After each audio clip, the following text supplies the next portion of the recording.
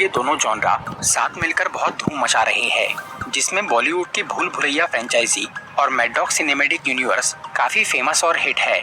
लेकिन अब हमारे बाहुबली यानी प्रभास भी इस कैटेगरी में एंटर कर रहे हैं। उनकी लेटेस्ट फिल्म द राजा साहब इसी थीम पर बेस्ड है और अब इस मूवी का टीजर आ चुका है, जिसमें हॉरर और कॉमेडी का जबरदस्त कॉम्बिनेशन दिख रहा है। आज मैं द राजा साहब के टीजर का ब्रेकडाउन और रिव्यू करूंगा और बताऊंगा आपको इस फिल्म की स्टोरी के बारे में। तो आइए देखते हैं।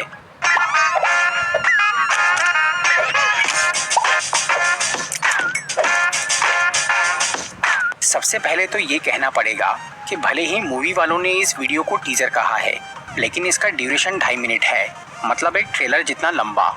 इसीलिए इससे हमें फिल्म की काफी सारी डिटेल्स मिल जाती है। तो चलिए एक एक करके सब पे नजर डालते हैं। टीजर की शुरुआत में हमें एक बड़ा सा महल दिखाया जाता है, जिसमें एक बूढ़े आदमी की फोटो लगी है, जो कि हमारे बॉलीवुड स्टार संजय दत्त है, जिन्हें यहाँ एक राजा की तरह दिखाया जा रहा है, जो कि शायद मर चुका है और एक भूत बन गया है। वो यहाँ कह रहा है कि ये घर उसका शरीर है और वहाँ की दौलत उसकी आत्मा, जिसे वो मरने के बाद भी नहीं छोड़ेगा। मतलब उसे अपने महल और उसकी हर चीज से बहुत प्यार है, जिसे वो किसी को भी देना नहीं चाहता। और यही इस स्टोरी का बेस है। मतलब लोग इस घर की दौलत हासिल करना चाहेंगे और ये भूत बंगला उन्हें परेशान करेगा। टीजर में हमें आगे दिखते हैं प्रभास, जो कि काफी टाइम बाद रोमांटिक और कॉमेडी रोल कर रहे हैं। वो पिछले कई साल से सीरियस एक्शन मूवीज में ही काम कर रहे थे, तो उनका ये ट्रांजिशन फैंस को थोड़ा अच्छा लगा। अब अगर राजा साहब में प्रभास के कैरेक्टर की बात करें तो फिल्म में उसे एक आवारा टाइप का आदमी बताया गया है, जो कि शहर में टाइम पास वाली जिंदगी बिता रहा है। पर आगे वो गांव के उस भूतिया महल में पहुंच जाता है। वो यहाँ क्यों आया है, इसका रीजन हमें एक डायलॉग से पता चलता है। टीजर के एंड में प्रभास बोलता है कि दादा ने नानी की याद दिला दी। इसका मतलब है कि ये घर उसके दादा का है, जो कि एक भूत बन गया है। और प्रभास यहाँ अपनी खानदानी दौलत हासिल करने आया है, क्योंकि वो खुद आवारा है और शॉर्टकट से पैसे कमाना चाहता है। तो टीजर में ऐसा दिखाया जा रहा है कि संजय दत्त उस महल का राजा है और प्रभास उसका पोता, लेकिन मुझे ऐसा नहीं लगता। कुछ सीन्स को ध्यान से देखने पर एक अलग ही कहानी समझ में आती है। टीजर में कई जगह पर ब्लैक मैजिक से रिलेटेड चीजें दिखती है। खास तौर से ये कमरा काले जादू के सामान से भरा है, जिसके बाहर के दरवाजे पर बहुत सारे धागे और मंत्र कवच वगैरह लगा है। इसे देखकर भूल भुलैया फिल्म के उस दरवाजे की याद आ रही है, जहां मंजुलिका कैद थी। इस रूम के बीच में अस्थियों का एक घड़ा रखा है, जो कि अचानक फूट जाता है और उसमें की राख पूरे घर में फैलने लगती है। ये देखकर ऐसा लग रहा है कि उस घड़े में कोई आत्मा कैद थी, जो कि अब किसी तरह आजाद हो गई है और उसी का भूत सबको परेशान कर रहा है। टीजर में संजय दत्त के कैरेक्टर को जिस तरह दिखाया गया है, उससे सबको यही लगेगा कि वही इस घर का भूत है। हालांकि ये सच भी हो सकता है, पर कई सीन्स में संजय दत्त का कैरेक्टर जिंदा इंसान की तरह नजर आता है। एक सीन में वो यहाँ काफी बूढ़ा है और पियानो बजा रहा है, और दूसरे सीन में वो जवान है और काला जादू कर रहा है। तो इससे कहानी की दो थ्योरी बनती है। एक तो ये कि संजय दत्त एक बुरा राजा था, जो कि मरने के बाद भूत बन गया और उसकी आत्मा को किसी ने इस घड़े में कैद कर दिया था। लेकिन अब वो आजाद हो चुका है और उसने काले जादू की मदद से एक नया शरीर बनाया है, जो कि पहले बूढ़ा था पर बाद में वो जवान हो गया और वो फिर से अपनी दौलत पे राज कर रहा है।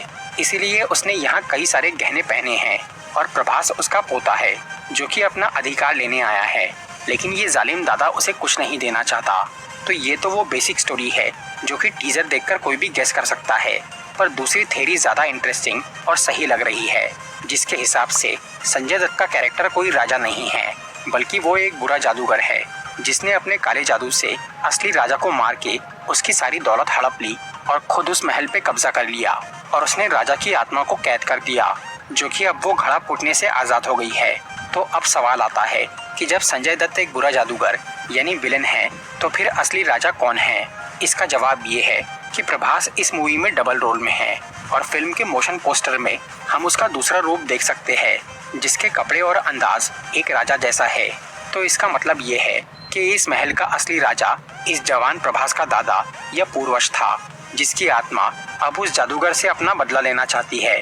टीजर के एक सीन में उस महल में कई सारे मजदूर खड़े हैं और ये सीन एक्चुअल में अपसाइड डाउन है।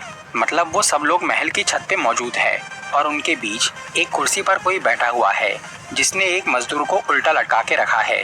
इस कुर्सी वाले आदमी को ध्यान से देखने पर लग रहा है कि ये प्रभास का वो राजा वाला अवतार है, क्योंकि उसके कपड़े वो मोशन पोस्टर वाले लुक से मैच हो रहे हैं।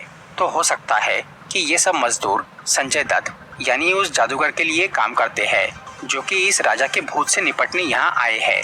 क्योंकि टीजर के एक सीन में यहाँ वैसा ही एक मजदूर उस जादूगर को कुएं में उतरने में मदद कर रहा है, और ये सीन बिल्कुल तुम्बाड़ फिल्म जैसा लग रहा है। मतलब कई मूवीज की नकल करके ये फिल्म बनाई गई है। फिर आगे कुछ सीन्स में प्रभास हमें काफी हैरान और परेशान दिखता है, जैसे उसे कुछ पुरानी बातें याद आ रही है। तो एक पॉसिबिलिटी ये भी है कि प्रभास अपने पूर्वज का पुनर्जन्म है, जिसे अपने पिछले जन्म की घटनाएं याद आ रही है। फिर टीजर के एंड में वो उस महल में खड़ा है जो कि जल रहा है, और प्रभास वहाँ खुद ही आग लगा रहा है।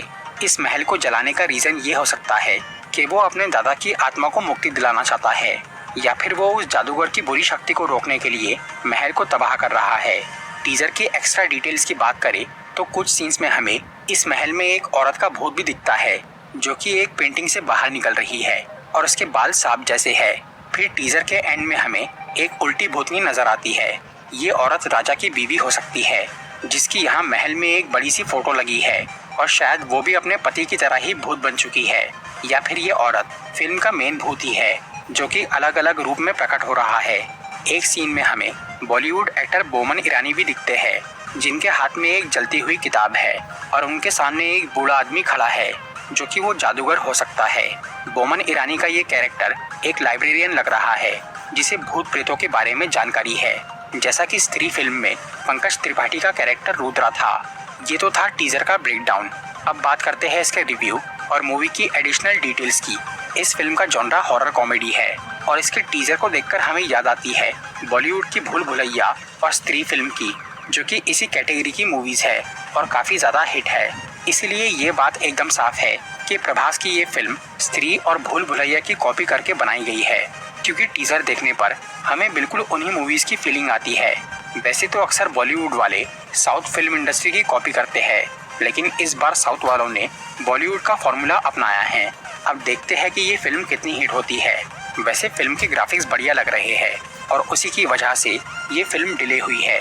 पहले ये मूवी इस साल अप्रैल में रिलीज होने वाली थी, लेकिन इसके VFX कंप्लीट नहीं हुए थे, इसलिए उसे पोस्टपोन करके दिसंबर में रिलीज किया जाने वाला है।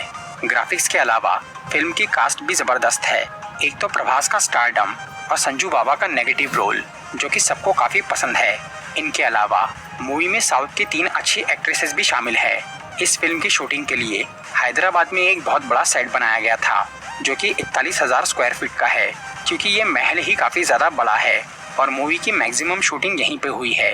इतने बड़े सेट और फिल्म की जोरदार कास्ट की वजह से इसका बजट लगभग 400 करोड़ रुपए है। इसीलिए इसे इंडिया की बिगेस्ट हॉरर फैंटेसी मूवी कहा जा रहा है।